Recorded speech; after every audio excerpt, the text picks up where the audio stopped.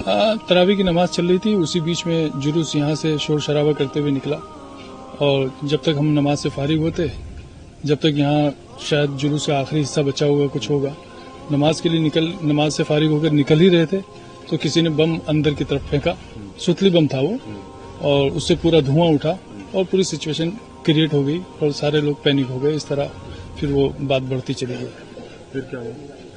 बस कुछ नहीं, बस मेरा तो कहना यह है कि मुझे समझ में ही नहीं आ रहा है कि ये जुलूस आखिर निकला कैसे और दूसरी बात इस रूट से कैसे निकला। तो ये तो निकल सकता है जुलूस के लिए, लेकिन किन लोगों ने परमिशन ली थी, क्या बिना परमिशन के निकलता? और दूसरी बात यह है कि अगर परमिशन ली थी तो कितनी गाड़ियों की, कितने लोगों की, किस तरह की सिचुएशन में परमिशन दी गई थी। पथराव की नौबत कैसे आई? किसकी तरफ से पहले पथराव हुआ? पथराव की नौबत ऐसे आई कि पहले वो जिन लोगों ने बम वगैरह जो भी फेंका था, उस फेंकने की वजह से उसके साथ कुछ हाथापाई हुई। हाथापाई में मैं बाहर निकला और मैंने उस आदमी को निकालकर बाहर निकाला और इतने में वो अमित जोशी आए, उन्होंने बातचीत शुरू की।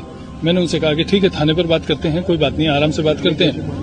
अमित जोशी यहाँ इलेक्ट्रॉनिक की दुकान है उनकी, वो आए थे और उन्होंने बातचीत नहीं, मुझे ये पता नहीं है, मैं उनको पर्सनली थोड़ा सा जानता हूँ इसलिए मुझे नाम याद है। तो उसके बाद उन्होंने यहाँ से वो गए और वहाँ से वो वहाँ पहुंचे होंगे और उसके बाद उधर से पथराव शुरू हुआ।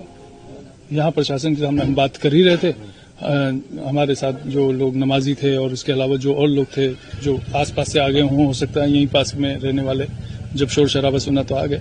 तो हम पुलिस प्रशासन के साथ बैठकर उनको बिठाकर समझाइश देकर बात कर रहे थे, इतने में उधर से पथराव शुरू हो गया। पुलिस के सामने पथराव हुआ? हाँ, पुलिस के सामने शुरू हुआ। आप लोगों की तरफ से पथराव हुआ?